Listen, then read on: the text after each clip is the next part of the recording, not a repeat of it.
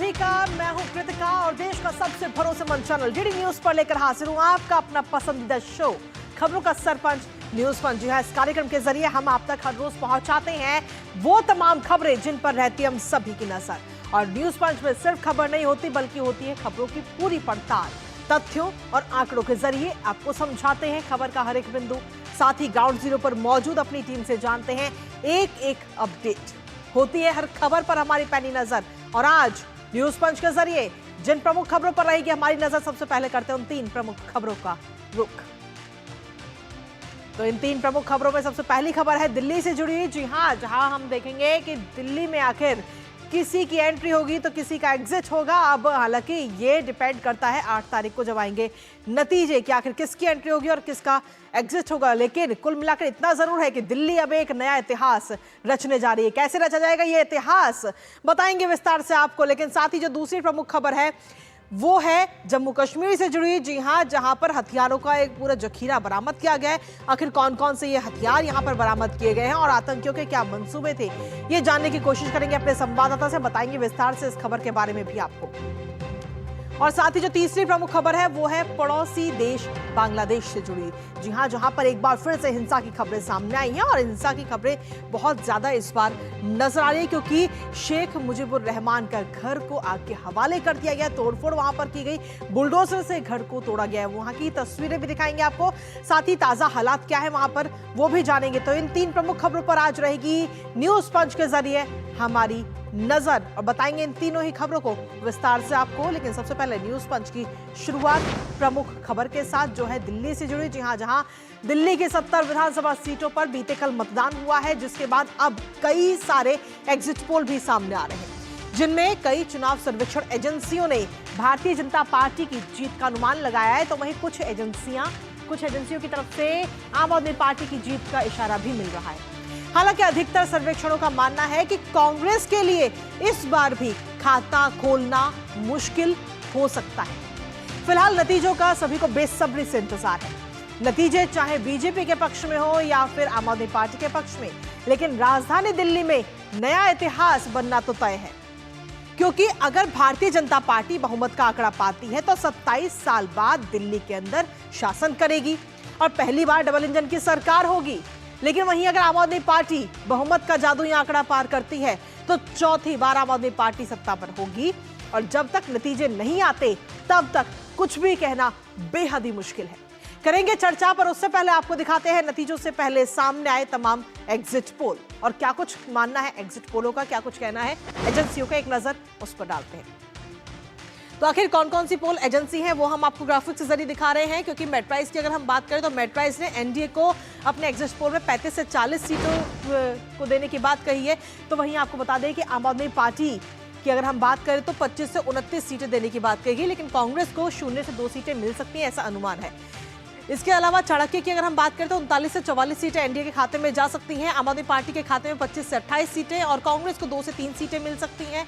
वहीं peoples poles की अगर हम बात करें तो 51 से 60 सीटें एनडीए के खाते में जा सकती हैं। 10 से 19 सीटें आम आदमी पार्टी के खाते में और कांग्रेस को 0 सीटें दी गई, यानी कि एक भी सीट नहीं मिलेगी। पोल डायरी की तरफ से भी ये आंकड़ा सामने है, यानी कुल मिलाकर कई सारे ये जो एजेंसियां हैं, लगभग 9 एजेंसियों की तरफ से ये आंकड़े जारी किए गए हैं और अनुमान जताया गया। लेकिन इन 9 एजेंसियों में से अगर हम देखें तो 7 एजेंसियों ने भारतीय जनता पार्टी के पक्ष में बहुमत आने की बात कही है और सिर्फ 2 एजेंसियां ऐसी हैं जिन्होंने आम आदमी पार्टी के सत्ता में आने की बात कही है। हालांकि इंतजार हम सभी को है बेसब्री से 8 तारीख का, जब नतीजे सामने आएंगे। अब इन एग्जिट पोल के सामने आने के बाद में जो तमाम राजनीतिक दल है उनकी तरफ से क्या प्रतिक्रिया सामने आई है वो एक बार आपको दिखाते हैं। का बहुत बहुत धन्यवाद करता हूं कि उन्होंने इतने भारी उत्साह के साथ में मतदान किया और ये निश्चित है कि 8 तारीख को कमल खिलेगा। क्योंकि इतना भारी मतदान ये केवल बदलाव के लिए है, ये दिल्ली को अच्छा बनाने के लिए है, दिल्ली के अच्छे भविष्य के लिए है। मुझे लगता है कि आम आदमी पार्टी को एग्जिट पोल हमेशा कम आंकते रहे हैं। एक बड़े बहुमत से आम आदमी पार्टी की सरकार बनने वाली है और ये तमाम एग्जिट पोल जो हैं गलत साबित होंगे। अब इंतज़ार करते हैं 8 तारीख का। और अच्छा हम लोगों ने चुनाव लड़ा है। जिस कांग्रेस को दिल्ली में कुछ नहीं समझा जाता था उसने सारी समीकरण बदले हैं। और अगर आप सारे समीकरण बदलने के स्तर पर आते हैं तो फिर आदमी कहीं भी जा सकता है। दिल्ली की जनता का बहुत बहुत धन्यवाद। तो क्या कुछ राजनीतिक पार्टियों की तरफ से कहा जा रहा है वो हमने आपको सुनाया, लेकिन इसके साथ ही वोटिंग परसेंटेज कम होने से या वोटिंग परसेंटेज ज्यादा होने से क्या असर रहता है, क्या सत्ता पलटती है, उसके आंकड़े पर भी एक बार नजर डाल लेते हैं। क्योंकि कुल मिलाकर अगर हम देखें तो 1993 से लेकर के अब इस बार 2025 तक के आंकड़े हम आपको दिखा रहे हैं ग्राफिक्स के जरिए, जिसमें 1993 की अगर हम बात करें तो 61.75% मतदान हुआ था और तब भारतीय जनता पार्टी सत्ता में आई थी। और वहीं अगर 2020 की जो आखिरी चुनाव हुए थे उन पे अगर हम नजर डालते हैं तो 62.55% मतदान हुआ, 4.57% वोट घटा है, लेकिन उसके बावजूद भी आम आदमी पार्टी सत्ता में आई।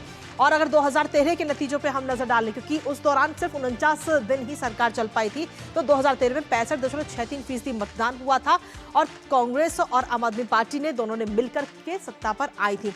2015 की बात करें तो 67.12% मतदान हुआ और केजरीवाल को रिकॉर्ड बहुमत मिला था। और इस बार 2025 में हालांकि नतीजों का इंतजार है, लेकिन इस बार 60.42% मतदान हुआ है, यानी कि 2.13 वोट जो है वो घटा है। अब ऐसे में इसका क्या असर होगा? क्या एक बार फिर से भारतीय जनता पार्टी को मौका मिलेगा या फिर एक बार फिर से आम आदमी पार्टी चौथी बार चौका मारती हुई नजर आएगी? इस पर हम सभी की नजर लगातार बरकरार है। इसके साथ ही अगर हम देखें तो अगर भारतीय जनता अभी फिलहाल ये एग्जिट पोल है, लेकिन अगर एग्जिट पोलों के मुताबिक ही अगर हम जाते हैं, भारतीय जनता पार्टी अगर सत्ता में आती है तो क्या असर होगा, उस पर भी एक बार नजर डालते हैं। 27 साल बाद दिल्ली विधानसभा में भारतीय जनता पार्टी की वापसी होगी 1993 के बाद में। दिल्ली में पहली बार भारतीय जनता पार्टी की डबल इंजन की सरकार हमें नजर आएगी अगर भारतीय जनता पार्टी वो जादुई आंकड़ा यानी कि 36 सीटों का जो जादुई आंकड़ा है वो अगर पार कर लेती है। साथ ही लोकसभा के बाद में महाराष्ट्र, हरियाणा और दिल्ली में बड़ी जीत के तौर पर कहीं ना कहीं ये नजर आएगी। इसके साथ ही जो ब्रांड मोदी जिसको लगातार हम कहते हैं, उसको भी आगे आने वाले समय में मजबूती मिलती हुई नजर आएगी। दिल्ली के अलावा अगर हम देखें तो क्षेत्रीय दलों के सामने भी भारतीय जनता पार्टी जो है वो प्रबल दावेदार बनती हुई हमें आगे आने वाले समय में नजर आएगी। इसके साथ ही दिल्ली का जो हार का जो सिलसिला है भारतीय जनता पार्टी का 1993 के बाद में अगर अभी तक हम देखें तो वो जो हार का सिलसिला लगातार आ रहा है बीजेपी का, वो भी टूटेगा। बिहार चुनाव में भी भारतीय जनता पार्टी को आगे आने वाले समय में मजबूती मिलती हुई नजर आएगी, क्योंकि अब हर तरफ लगातार चर्चाएं हो रही है बिहार विधानसभा चुनावों को लेकर और सियासी कहावत कहीं ना कहीं रेवड़ी को रेवड़ी ही काटती है, ये बात भी सच साबित हो जाएगी। तो ये तो बात रही भारतीय जनता पार्टी की, लेकिन अगर ये नतीजे जो आने वाले हैं वो आते हैं आम आदमी पार्टी के पक्ष में, तो उसका क्या कुछ असर होगा वो भी एक बार ग्राफिक्स के जरिए आपको दिखा देते हैं, जहां आपको बता दें कि अगर आम आदमी पार्टी जीतती है तो क्या तस्वीर होगी। चौथी बार दिल्ली में लगातार आम आदमी पार्टी जो है वो शपथ लेती हुई नजर आएगी। 2013, 2015, उसके बाद 2020 आतिशी ही संभालेंगे मोर्चा या फिर अरविंद केजरीवाल शपथ लेंगे, इस पर अभी फिलहाल सस्पेंस बना हुआ है। हालांकि इंडी गठबंधन में भी आम आदमी पार्टी को आगे आने वाले समय में मजबूती मिलेगी अगर दिल्ली में आम आदमी पार्टी आती है तो। साथ ही रेवड़ी कल्चर जिसको लेकर लगातार सवाल उठाए जा रहे हैं, इस रेवड़ी कल्चर को भी बढ़ावा मिलेगा अगर आम आदमी पार्टी जीतती है तो रेवड़ी कल्चर को बढ़ावा मिलेगा। और साथ ही कई सारे पहलू अगर हम देखें तो इंडी गठबंधन की जब हम बात करते हैं तो उसमें भी कहीं ना कहीं मजबूत होती हुई आम आदमी पार्टी हमें नजर आएगी अगर दिल्ली के अंदर आम आदमी पार्टी 36 सीटों का जो जादुई आंकड़ा है अगर उसे पार कर लेती है तो। लेकिन इसके साथ ही अगर अरविंद केजरीवाल यानी कि यूं कहे कि आम आदमी पार्टी अगर हारती है तो क्या समीकरण होंगे, उसके क्या मायने होंगे, वो भी आपको बता देते हैं। दिल्ली से ही जन्मी हुई आम आदमी पार्टी को एक बड़ा झटका कहीं ना कहीं दिल्ली के अंदर लगेगा अगर दिल्ली में आम आदमी पार्टी नहीं आती है। इंडिया गठबंधन के साथ ही कांग्रेस को वोट काटने पर कहीं ना कहीं घेरते हुए नजर आएंगे, क्योंकि लगातार ये सवाल खड़े हो रहे हैं आम आदमी पार्टी और कांग्रेस को लेकर के। घोटालों के जो तमाम आरोप आम आदमी पार्टी पर हैं उस पर सीधे तौर पर जनता की तरफ से ये फैसला होगा। इसके साथ ही अगर हम देखें तो आम आदमी पार्टी की विस्तार की योजना को भी एक बड़ा झटका लगता हुआ खास तौर पर दिल्ली के अंदर नजर आएगा। हालांकि पंजाब की अगर हम बात करें तो पंजाब में अरविंद केजरीवाल को घेरने के लिए कांग्रेस इसके बाद में एक नई रणनीति बनाती हुई नजर आएगी। अगर दिल्ली के अंदर आम आदमी पार्टी जादुई आंकड़ा पार नहीं करती है तो केजरीवाल की जो गठजोड़ की राजनीति है उसमें भी एक बड़ा धक्का कहीं ना कहीं लगता हुआ नजर आएगा। तो ये रहेंगे तमाम मायने। हालांकि इंतजार हम सभी को है 8 तारीख का, जब आएंगे नतीजे। इसी पर ताजा अपडेट ले लेते हैं। हमारे साथ में हमारे सहयोगी इस वक्त जुड़ रहे हैं, सीधा उनका रुख करेंगे। हमारे सहयोगी इस वक्त हमारे साथ जुड़ रहे हैं अमरेंद्र। अमरेंद्र, क्या कुछ ताजा अपडेट है आपके पास में? क्योंकि दिल्ली के अंदर अगर हम देखें तो इतिहास तो रचना तय है, या तो बीजेपी की वापसी होगी या फिर आम आदमी पार्टी सत्ता पर काबिज होती हुई नजर आई, क्योंकि जो एग्जिट पोल हैं वो अलग अलग बातें कही जा रही हैं। हालांकि ज्यादातर एग्जिट पोल कह रहे हैं भारतीय जनता पार्टी इस बार बहुमत में आने वाली है। आप जमीनी स्तर पर मौजूद रहे, तमाम लोगों से आपने बात की, आपको क्या कुछ कहना है इस पे? देखिए कृतिका, अगर बात करूं प्रधानमंत्री नरेंद्र मोदी और गृह मंत्री अमित शाह की जोड़ी की, तो लगातार अगर आप देखें जम्मू कश्मीर सहित अगर दक्षिण के राज्यों में भी देखें तो इस जोड़ी ने अपने बल पे भारतीय जनता पार्टी की या तो बहुमत के साथ सरकार बनाई है या अलायंस के साथ उनकी सरकार बनी है। अगर हम बात करें उत्तर प्रदेश की तो 1993 में कल्याण सिंह ने सरकार बनाई थी वहां, लेकिन 1993 से लेकर लगातार 2020 तक 6 विधानसभा के चुनाव दिल्ली में हो चुके हैं और 2025 में यह 7वां चुनाव था, यानी कि 27 साल से भारतीय जनता पार्टी अपने लिए रास्ते खोज रही थी और इस बार का जो चुनाव है एक चैलेंजिंग चुनाव के तौर पर देखा। और अगर हम बात करें पूरे प्रचार के बाद लास्ट के 5 दिन की, तो जो प्रचार का रुख था उसने वहीं से जो है टर्न लेना प्रारंभ कर दिया, क्योंकि जिस तरह से इस बार जो साख है कहीं ना कहीं आम आदमी पार्टी की एक साख लगी हुई है कि चौथी बार वो जीतना चाहते हैं, क्योंकि 2013, 2015 और 2020 में आम आदमी पार्टी ने 2015 और 2020 में बहुमत के साथ सरकार बनाई। 2013 में 28 सीटें जीतकर कांग्रेस के साथ सरकार बनाई थी, लेकिन 49 दिन चल पाए थे। तो इस बार एक लिटमस टेस्ट भी है आम आदमी पार्टी का। और वहीं हम बात करें कि कांग्रेस ने भी अपने खोए वजूद की लड़ाई को बहुत अच्छी तरह से लड़ा है। जिस तरह से संदीप दीक्षित ने कांग्रेस की जंग को लड़ा है, तो कहा जा सकता है कि कांग्रेस भी अपना सूखा दिल्ली में खत्म करना चाहती है। तो एक बड़ी लड़ाई देखी जा सकती है। और जो आपने बात की एग्जिट पोल की, तो एग्जिट पोल में देखिए बहुत टफ मुकाबले में कहीं ना कहीं भारतीय जनता पार्टी और जो आम आदमी पार्टी में काफी एक मजबूत और कड़ा मुकाबला है, लेकिन जो उसमें एज लेती हुई जो है भारतीय जनता पार्टी दिख रही है। और लगातार जो कई सर्वे में भारतीय जनता पार्टी अपने बल पे सरकार बनाने की स्थिति में, हालांकि जो टक्कर है वो खासी अच्छी मानी जा सकती है अरविंद केजरीवाल की। इसमें कांग्रेस भी अपना जो मैंने पहले कहा कि सूखा खत्म करने की उम्मीद है, तो कहीं 0 से और 2 सीटों की वो भी गुंजाइश कर रही है अपने लिए। तो कुल मिलाकर इस बार का चुनाव खासा अहम माना जा सकता है। कृतिका, चलिए, बहुत बहुत शुक्रिया अमरेंद्र, तमाम जानकारी और अपडेट्स हमारे साथ साझा करने के लिए। लगातार आप अपनी नजर इस पर बनाए रखिएगा। तो दिल्ली में जो नतीजे आने वाले हैं उस पर तो नजर रहेगी, लेकिन इसके साथ ही जो अगली महत्वपूर्ण खबर है वो है जम्मू से जुड़ी, जहां जम्मू कश्मीर में आतंकियों का खात्मा करने के लिए लगातार कड़े कदम उठाए जा रहे हैं, जिसका असर भी अब नजर आ रहा है। दिल्ली में 2 दिन गृह मंत्री अमित शाह ने सुरक्षा एजेंसियों के साथ बैठक की, जिसका रिजल्ट अब सामने आने लगा है। जम्मू कश्मीर के बारामूला जिले में सुरक्षा कर्मियों ने एक जॉइंट ऑपरेशन चलाया और हथियारों और गोला बारूद का एक बड़ा जखीरा बरामद किया गया। हथियार और गोला बारूद एक कंबल में लपेटे हुए एक पेड़ के खोखले तने में छिपाए गए थे। बरामद किए गए इन हथियारों में 3 AK-47 राइफल है, 11 AK मैगजीन है, 1 UBGL, 9 UBGL ग्रेनेड और 2 हथगोले इसमें शामिल हैं। दरअसल सुरक्षा बलों को यह इनपुट मिले थे कि जंगल में आतंकियों ने हथियार छुपाए हुए हैं, जिसके बाद में पुलिस और सेना ने संयुक्त ऑपरेशन चलाया और हथियारों का ये बड़ा जखीरा बरामद किया है। फिलहाल अब सुरक्षा बलों ने पूरे ही क्षेत्र में सुरक्षा कड़ी कर दी है और तलाशी अभियान लगातार चलाया जा रहा है। करेंगे आज इसी पर चर्चा, लेकिन उससे पहले आपको दिखाते हैं कि इन हथियारों की बरामदगी के बाद क्या कुछ तमाम सवाल उठे हैं, जिनको ध्यान में रखते हुए इस वक्त जांच की जा रही है। एक नजर ग्राफिक्स पर। तो हथियारों की बरामदगी के बाद में ये तमाम सवाल उठे हैं कि आखिर ये हथियारों का पूरा जो जखीरा है ये कहां से आया है, क्या किसी बड़ी आतंकी वारदात की ये योजना थी? ये सबसे बड़ा सवाल इस वक्त उठ रहा है। हालांकि इस सवाल को ध्यान में रखते हुए लगातार जांच की जा रही है और हालांकि ये भी जानने की कोशिश की जा रही है कि ये जो हथियार है वो किस आतंकी संगठन के हैं, क्योंकि इसको लेकर अभी जांच हो रही है। साथ ही ये जो हथियार हैं ये कहां इस्तेमाल होने वाले थे, इसको लेकर भी जांच अभी की जा रही है, क्योंकि जो संयुक्त ऑपरेशन चलाया उस दौरान ये पूरा जखीरा बरामद किया गया। आखिर आतंकियों का मंसूबा क्या था जिसे सेना और पुलिस ने इन मंसूबों को जो नाकामयाब किया है, इनका मंसूबा था क्या, ये जानने की कोशिश हो रही है। सुरक्षा बल या फिर आम नागरिक निशाने पर आखिर कौन था, ये भी जानने की कोशिश की जा रही है। इसके साथ ही ये जो टेरर फंडिंग है वो अभी कहां से हो रही है, क्योंकि अभी हाल ही में देखिए तो लगातार बैठकें इस वक्त की जा रही है। दिल्ली में 2 दिनों की ये बैठक हुई और उन बैठकों का असर नजर आ रहा है। पुलिस लगातार हर एंगल से जांच कर रही है और ये जो तमाम सवाल है उन हर एक सवाल का जवाब जानने की कोशिश इस वक्त जम्मू कश्मीर की पुलिस और सेना कर रही है। संभावित ठिकानों की जांच के साथ सुरक्षा बढ़ाई गई है। और इसके साथ ही अमित शाह की तरफ से अगर हम देखें तो क्या कुछ प्लान है इस आतंक को खत्म करने का, उस पर भी एक नजर डालते हैं। गृह मंत्री अमित शाह की तरफ से high level security review meeting ली गई, जो कि दिल्ली के अंदर 2 दिन ये मीटिंग चली।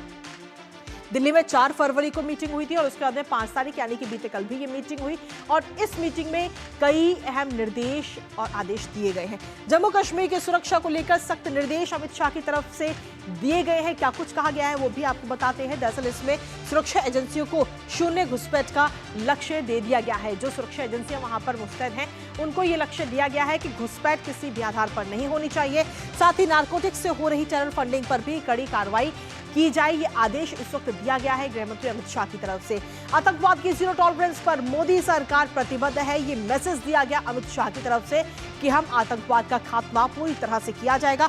आतंकवाद मुक्त जम्मू कश्मीर बनाने का पूरा टारगेट इस वक्त रखा गया है और ये टारगेट सभी को दिया गया है, जो एजेंसी है उनको भी और सुरक्षा एजेंसियों को और इसके साथ ही जो वहां की पुलिस है। तो ये 2 दिन की ये मीटिंग थी और इस मीटिंग के बाद में कहीं ना कहीं अब सीधे तौर पर असर भी नजर आ रहा है। इसी के साथ हमारे संवाददाता शबीर डार इस वक्त जुड़ रहे हैं श्रीनगर से, सीधा उनका रुख करते हैं। शबीर, दिल्ली के अंदर 2 दिनों की हाई लेवल मीटिंग होती है सिक्योरिटी को लेकर के, खासतौर पर जम्मू कश्मीर को लेकर, और उसका असर अब जम्मू कश्मीर में पड़ता हुआ नजर आता है। एक बड़ा जखीरा बरामद किया गया हथियारों का।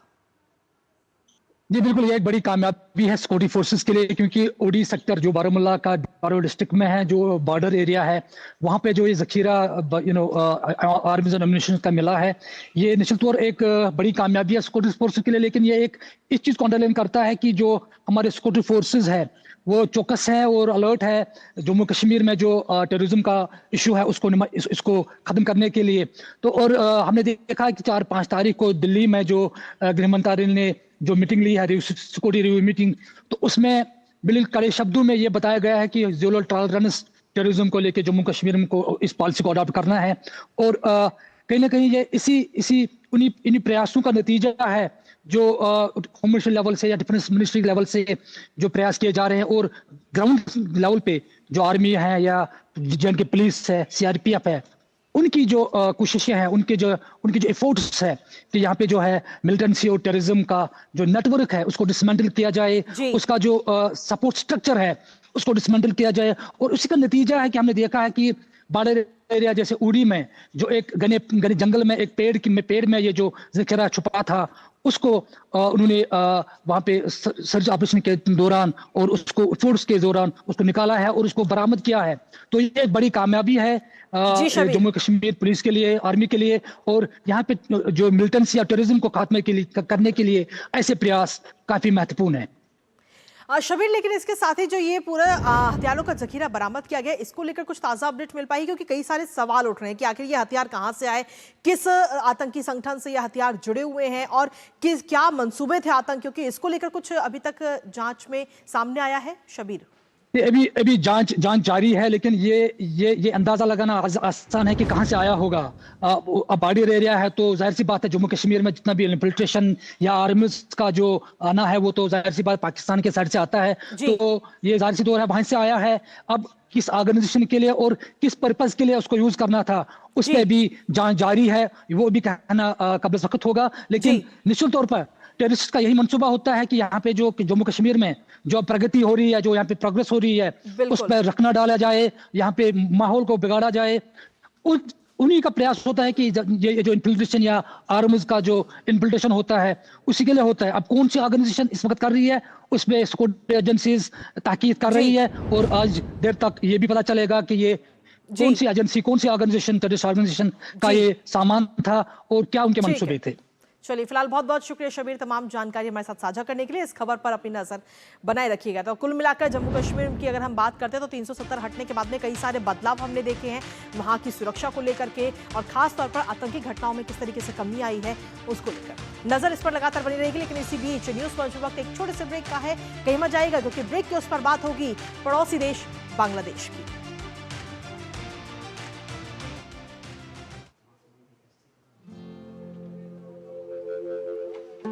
सर, पहली कॉफी अम्मा के लिए।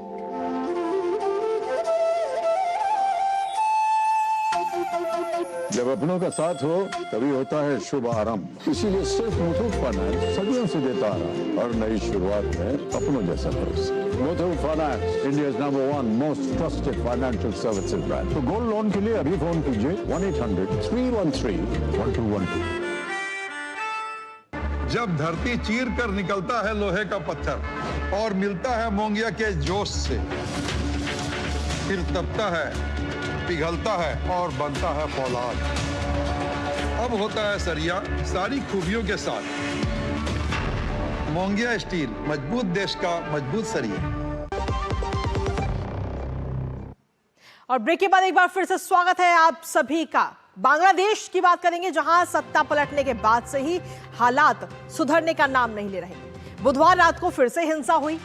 हिंसक प्रदर्शनकारियों ने बांग्लादेश के राष्ट्रपिता बंगबंधु मुजीबुर रहमान के आवास पर पहुंचकर तोड़फोड़ की, आग लगा दी गई, बुलडोजर से घर को तोड़ा गया और साथ ही साथ भड़काऊ नारे लगाए गए, भाषण दिए गए और अवामी लीग को बैन करने की मांग इन प्रदर्शनकारियों की तरफ से की गई है। हिंसक प्रदर्शनकारी यहीं नहीं रुके, बल्कि कई हिंदुओं के घरों पर भी हमला किया गया है। ये तोड़फोड़ हिंसा उस समय की गई जब शेख हसीना अपने समर्थकों को ऑनलाइन संबोधित कर रही थी। अपने संबोधन में बांग्लादेश की पूर्व प्रधानमंत्री शेख हसीना ने यूनुस को किस तरीके से घेरा है वो भी आपको दिखाएंगे, लेकिन साथ ही पिता के घर पर हुई हमले को लेकर के शेख हसीना ने कहा कि उनके पास अभी भी इतनी ताकत नहीं है कि वो राष्ट्रीय ध्वज, संविधान और उस आजादी को बुलडोजर से नष्ट कर सकें जिसे लाखों शहीदों के जीवन की कीमत पर हासिल किया गया है। इसके साथ ही शेख हसीना ने कहा कि वो घर को ढहा सकते हैं लेकिन इतिहास को नहीं। बुलडोजर से इतिहास नहीं मिटा करता। आज बात करेंगे बांग्लादेश के इन तमाम ताजा हालातों पर, लेकिन उससे पहले आपको ग्राफिक्स के जरिए दिखाते हैं कि आखिर कल रात को क्या कुछ वहां पर हुआ है। तो बांग्लादेश में ये हिंसा की आग एक बार फिर से भड़कती हुई नजर आई है और तस्वीर के माध्यम से हम आपको दिखा रहे हैं कि घर को किस तरीके से आग लगाई गई, बुलडोजर से तोड़ा गया। बंगबंधु मेमोरियल म्यूजियम में उपद्रवी वहां पर पहुंचे और इस पूरा जो म्यूजियम है उसको आग के हवाले कर दिया गया। ये तस्वीर भी हम आपको दिखा रहे हैं। शेख मुजीबुर रहमान का निजी आवास था ये म्यूजियम और यहाँ पर अचानक से किस तरीके से प्रदर्शनकारी पहुंचते हैं और इस घर को आग लगा दी जाती है। देश के संस्थापक और पूर्व राष्ट्रपिता थे शेख मुजीबुर रहमान और इस तरह से अगर हम देखें तो कई सारे सवाल खड़े हो रहे हैं। स्टूडेंट्स अगेंस्ट डिस्क्रिमिनेशन के संयोजक का फेसबुक पर ये जो पोस्ट है वो इस वक्त वायरल भी है। फांसीवादी गढ़ से मुक्त होगा बांग्लादेश, ये मैसेज कहीं ना कहीं इसके जरिए दिया गया था। तो बांग्लादेश में हिंसा की आग एक बार फिर से भड़कती हुई नजर आई। शेख हसीना के भाषण का विरोध ही तमाम उपद्रवी कर रहे थे क्योंकि शेख हसीना का भाषण होने वाला था और उस भाषण का लगातार ये विरोध किया जा रहा था। अवामी लीग पर प्रतिबंध लगाने की भी बात ये तमाम जो हिंसक प्रदर्शनकारी हैं उनकी तरफ से कही गई, ये मांग की गई कि इस अवामी लीग पर प्रतिबंध लगाया जाए। तो भारत का जो पड़ोसी देश है बांग्लादेश, वहां पर एक बार फिर से हालात कहीं ना कहीं नाजुक बने हुए नजर आ रहे हैं। इसके साथ ही आखिर ये हिंसा क्यों भड़की थी वो इस पर एक बार नजर डालते हैं। आपको बता दें कि अवामी लीग की सड़कों पर उतरने की पूरी प्लानिंग थी और उससे पहले कहीं ना कहीं हिंसा भड़कती हुई नजर आई है। अवामी लीग आज सड़कों पर उतरने की पूरी प्लानिंग थी और उससे पहले यहाँ पर ये हिंसा प्रदर्शनकारी अचानक से पहुंचते हैं और हिंसा करते हुए नजर आते हैं। कुल मिलाकर हम देखें तो देखिए किस तरीके से यहाँ पर तस्वीरों के माध्यम से भी हम आपको दिखा रहे हैं और साथ में अगर हम देखें तो स्पीकर के जरिए वहाँ पर नारे लगाए गए, भड़काऊ नारे वहां पर लगाए गए। शेख हसीना पर केस करने की बात कही गई। शेख हसीना के बांग्लादेश छोड़ने के 6 महीने पूरे हो चुके हैं और उसके बावजूद भी हालात आज भी नाजुक बने हुए हैं। जो हिंदू है वहां पर वो आज भी सुरक्षित नहीं है।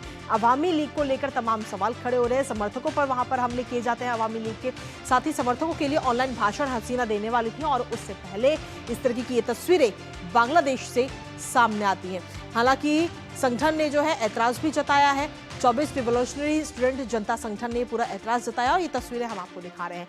कुल मिलाकर अभी भी बांग्लादेश में हालात जो है सामान्य नजर नहीं आ रहे हैं। हालांकि इसको लेकर के अगर हम देखें तो कई सारे सवाल भी खड़े होते हैं कि आखिर बांग्लादेश में हालात कब संभलेंगे। इसके साथ ही शेख हसीना की पार्टी अवामी लीग की तरफ से बयान सामने आया। अंतरिम यूनुस सरकार पर सीधे तौर पर निशाना अवामी लीग की तरफ से साधा गया। राज्य मशीनरी के दुरुपयोग का ये आरोप लगाया गया है अवामी लीग की तरफ से।